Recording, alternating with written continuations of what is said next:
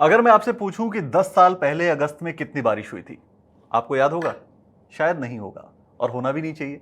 लेकिन ये आंकड़े कहीं ना कहीं तो दर्ज होते होंगे, और जहां ये आंकड़े दर्ज होते हैं, वो आंकड़े ये बता रहे हैं कि पिछली बार यानी इस बार जो ये अगस्त रही है पूरी, अगस्त के महीने में बारिश इतनी कम हुई है जो करीब 125 साल पहले उतनी कम हुई थी। 1901 के बाद सबसे सूखा अगस्त रहा है इस बार का। लेकिन आखिर ये क्यों रहा? इसका क्या असर हम पर और आप पर पड़ने वाला है? फसलों पर क्या असर पड़ने वाला है? खेती किसानी पर क्या असर पड़ने वाला है? और इकोनॉमी पर क्या असर पड़ने वाला है? ये सारी चीजें समझने के लिए इस वक्त हमारे साथ एक जाने माने मेहमान हैं। हमारे साथ है जीपी शर्मा, जो प्रेसिडेंट हैं मेट्रोलॉजी और क्लाइमेट चेंज के स्काईमेट में। सर, बहुत स्वागत है आपका बीक्यू प्राइम हिंदी पर। धन्यवाद। सर, पिछली बार जब हम जून में बात कर रहे थे, आपसे चर्चा हो रही थी अनुमानों पर, तो उस वक्त भी आपने कहा था कि मानसून कमजोर रहेगा और इस बार सामान्य से कम बारिश होगी। लेकिन इतना कमजोर रहेगा ये उम्मीद शायद नहीं थी। क्या वजह रही होगी सर, इस बार इतने कमजोर मानसून की अगस्त में इतनी कम बारिश हुई? देखिए, मानसून के सीजन में थोड़ा फेरबदल होना, जिसको कि हम इंट्रा सीजनल वेरिएशन कहते हैं, एक बहुत साधारण सी बात है। ओके, लेकिन जिस तरह के समीकरण इस बार बिगड़े हैं, बने हैं, बिगड़े हैं, वो ऐसा सामान्यतः होता नहीं है। जुलाई का महीना सरप्लस रहा था 13%, जिसने कि जून की कमी जो 10% की थी उसको पूरा किया। लेकिन अगस्त का महीना 36% सामान्य से कम, इसके होने के कारण मानसून आज की बात करें तो करीब करीब जिसको हम सूखा या ड्राउट कहते हैं उसके कगार पर पहुंच गया है। देश के कुछ भागों में इसका ज्यादा असर पड़ा है, जैसा कि होता भी है। मानसून की फिगर जो है कि कितना प्रतिशत है, उससे ज्यादा इम्पोर्टेंट बात यह है कि उसकी डिस्ट्रीब्यूशन कैसी रही, उसका टेम्पोरल और स्पेशल डिस्ट्रीब्यूशन कैसा रहा। कहने का मतलब, जिस वक्त बरसात चाहिए उस वक्त हुई या नहीं हुई, और जितनी बरसात चाहिए थी उतनी हुई या नहीं हुई, ये दो चीजें ज्यादा मायने रखती हैं। और ये दोनों चीजें इस बार, इसका तो समीकरण बिगड़ा है जरूर। देखिए, कोर मानसून मंथ भी हम कहते हैं जुलाई और अगस्त, और कोर मानसून जोन कहते हैं देश के जो मध्यवर्ती भाग हैं। किसी भी एक कोर मानसून मंथ में अगर मानसून कमजोर पड़ जाता है और इस तरह का जैसे इस बार हुआ है, तो उससे तो फिर उभरने की, दोबारा सुधरने की जो उम्मीद है वो बहुत कम हो जाती है, और उसके कारण जो नुकसान या भरपाई है उसका भर पाना मुश्किल हो जाता है और नहीं होता है। जी। सर, आंध्र और तेलंगाना में हमने देखा कि थोड़ी फ्रेश स्टार्ट हो रही है बारिश की। तो क्या ये एक मतलब रीस्टार्ट कह लें कि थोड़ा एक सितंबर में रिकवरी दिखा सकती है, या फिर ये बस एक हल्की फुल्की बारिश और 2-3 दिनों का मामला है? क्या ये आंध्र और तेलंगाना की जो बारिश शुरू हुई है वो पूरे देश में स्प्रेड होगी, एक बार फ्रेश रीस्टार्ट की तरफ हम जाएंगे? तो तेलंगाना आंध्र प्रदेश की बात करें तो पिछले 24 घंटों में अच्छी वर्षा हुई है तेलंगाना में। काफी सारे, विशेषकर इसके जो उत्तरी भाग थे, हैदराबाद कैपिटल समेत अच्छी वर्षा हुई है उन क्षेत्रों में। निजामाबाद, रामागुंडम, ये वाले क्षेत्रों में अच्छी बरसात हुई है। और क्योंकि बंगाल की खाड़ी में एक मानसून सिस्टम बन रहा है, उसके चलते अभी और भी वर्षा होने की उम्मीद कर सकते हैं हम देश के दक्षिणी भागों में भी। दक्षिणी भागों की बात करें तो जो भीतरी भाग है उसमें ये स्पेल 2 दिन या ज्यादा से ज्यादा 3 दिन रहेगा, उससे ज्यादा नहीं। हम अगर तमिलनाडु की बात करें, कर्नाटक की बात करें, या तेलंगाना, आंध्र प्रदेश की बात करें, इतने दिन ही चलेगा। हाँ, जो हमारा पश्चिमी तट है, केरल से लेके कोस्टल कर्नाटक और उसके ऊपर कोंकण रीजन, मुंबई समेत, ये थोड़ा एक्टिव रहेगा। लगभग लगभग 1 सप्ताह, हो सकता है उससे ज्यादा भी, हफ्ता 10 दिन तक एक अच्छी बरसात हमें देखने को मिलेगी इन क्षेत्रों में। उसके साथ साथ जो देश के मध्यवर्ती भाग हैं, जिसमें कि मैं उड़ीसा से शुरू होके, क्योंकि ये बंगाल की खाड़ी का सिस्टम जो है वहीं से ही शुरू होगा, तो छत्तीसगढ़, उड़ीसा समेत जो मध्य प्रदेश, महाराष्ट्र का क्षेत्र है, इनमें हमें 3-4 दिन लगभग अच्छी वर्षा होने की उम्मीद है। इसमें कई स्थानों पर तो भारी वर्षा होने की भी जरूर उम्मीद बनी रहेगी। देश के पूर्वी भाग, जिनमें की मानसून की इस बार कमी लगातार बनी रही, जिसमें झारखंड, बिहार, पश्चिमी बंगाल समेत पूर्वी उत्तर प्रदेश के क्षेत्र थे, कुछ सुधार होने का और अनुमान है उन क्षेत्रों में भी, इस लो प्रेशर एरिया के चलते, जो कि अभी बनेगा बंगाल की खाड़ी में, और कल के बाद से हमें इसका असर देखने को ज्यादा मिलेगा। जी। सर, जैसा आपने बताया कि अगस्त में सामान्य से 36% कम बारिश हुई है। अगर हम जून और अगस्त टोटल ये 3 महीने का भी आंकड़ा देखें अगर, तो भी सामान्य से 10% कम है बारिश। लेकिन अगर इसका असर हम समझना चाहें आपसे कि इकोनॉमी और खेती पर इसका क्या असर होगा, ओवरऑल एक ब्रॉडर पिक्चर आपसे समझना चाहते हैं कि इसका क्या इम्पैक्ट देखने को मिलेगा। देखिए, जैसे मैंने अभी कहा कि मानसून की वर्षा की स्पेशल और टेम्पोरल डिस्ट्रीब्यूशन वो ज्यादा मायने रखती है। आप जरा सोचिए, पिछले 1 महीने से गुजरात में, राजस्थान में, काफी सारे पंजाब और हरियाणा के क्षेत्रों में वर्षा नहीं हुई है, जो कि अपने आप में ही एक उदाहरण है कि इसके चलते, ऐसा पैटर्न चलते फसलों को तो नुकसान इस तरह का पहुंचा होगा जिसकी भरपाई होना बहुत मुश्किल है, क्योंकि ये सभी सारे क्षेत्र वो अपने में सेल्फ सफिशिएंट नहीं है।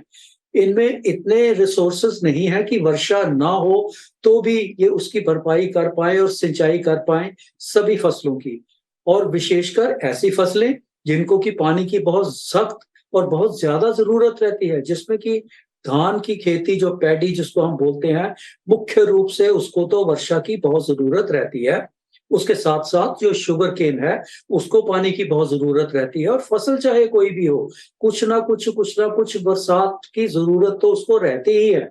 चाहे आप तिलहन की बात करिए, दलहन की बात करिए, ज्यादा नहीं लेकिन कुछ स्पेल तो जरूर चाहिए। और सोयाबीन की बात करें आप, ये इन क्षेत्रों में जो कि राजस्थान वगैरह क्षेत्र में, और गुजरात की बात करें तो मूंगफली और कपास में, कपास की फसल में इनको कुछ वर्षा की जरूरत जरूर रहती है। उसमें केवल केवल अच्छी वर्षा तभी हुई जब वो साइक्लोन बिपरजॉय आया, और उसके बाद जुलाई में हाँ कुछ स्पेल अच्छे हुए। लेकिन पिछले 35 दिनों से, लगभग लगभग 35 दिनों से वहां वर्षा का अभाव है, और उसके चलते फसलों को जो नुकसान हुआ है, मुझे तो डर है कि किसान ने जितने पैसे खर्च किए हैं उसकी बुआई के लिए या उसके लिए, उसकी भी भरपाई हो पाएगी या नहीं। क्योंकि अभी वो विंडो निकल गई है कि जिसमें कि हम दोबारा भी फसल की बुआई करते हैं। अगर शुरुआती दिनों में खराब हो तो उसको एक बार फिर से करके, फिर से अगर ऐसा अंदेशा हो कि अच्छी बरसात आने वाली है तो जरूर किया जाता है। लेकिन अब वो समय निकल चुका है, इसलिए किसान तो जरूर दुविधा में होगा। फसलों के लिए उसकी उसकी भरपाई बहुत मुश्किल होने वाली है, क्षेत्र चाहे कोई भी हो। दक्षिण की बात करें, वहां भी मानसून की वर्षा में काफी कमी रही, कुछ क्षेत्रों में तो बहुत ज्यादा कमी रही, जिसमें कि कर्नाटक के भीतरी भाग में, केरल में लगभग सूखे की स्थिति रही।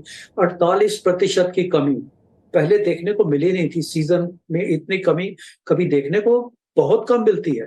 तो वहां बहुत ज्यादा थी, और देश के, जैसे मैंने पूर्वी भाग कहा, उनमें उसकी कमी रही। छत्तीसगढ़ समेत भी उसमें वर्षा की काफी कमी देखने को मिली, जिसके चलते वहां की फसलें जो है, और मेन फसल, जैसे मैंने कहा कि पैडी की फसल या धान की फसल, उसको बहुत नुकसान जरूर होगा।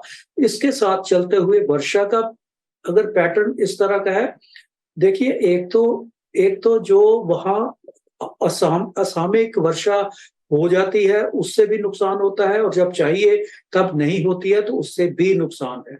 और इसके चलते जो ईल्ड जो होता है, जिसको उत्पादन जिसको बोलते हैं, उस पे असर पड़ने वाला है। जैसे कि हम रिपोर्ट देख भी रहे हैं अक्रॉस द बोर्ड, इस खरीफ के सीजन में जितनी भी फसलें होंगी उसमें हमें इसका असर देखने को मिलेगा। और हो सकता है कई फसलों में तो थोड़ा चिंताजनक स्थिति है कि उसका उत्पादन उतना हो पाएगा जितना हम लेके चलते हैं। 2-4% की कमी कोई मायने ज्यादा नहीं रखती है, लेकिन इस बार ऐसे आसार हैं कि हो सकता है उससे ज्यादा, थोड़े अलार्मिंग लेवल का कमी आ जाए ईल्ड में अलग अलग फसलों की। जी। जी, बारिश की कमी से हो सकता है फसलों पर असर पड़े। हालांकि हम ये उम्मीद करेंगे, ये प्रार्थना करेंगे कि किसानों को परेशानी कम झेलनी पड़े, कम से कम उनका नुकसान हो।